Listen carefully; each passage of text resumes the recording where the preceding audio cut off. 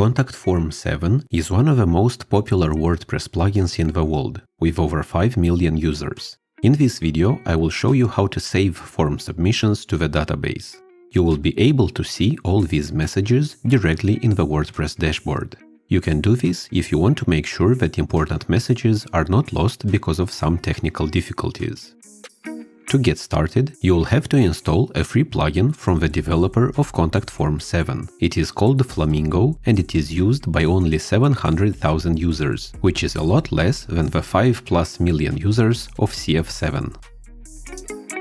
Open the Contact Forms page and then edit your contact form. Flamingo will work right out of the box without any additional configuration, only if your contact forms have the default input field names: your subject, your name, and your email. If you made any changes to these field names, you will have to make some small adjustments.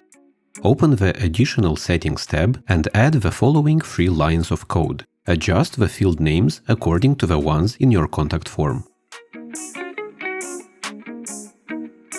If you have multiple forms, you will have to repeat this process for all of them. Just make sure that you are using the correct field names for each form.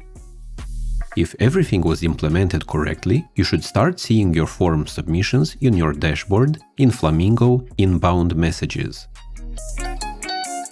I recommend that you test your contact forms just to make sure that everything works correctly.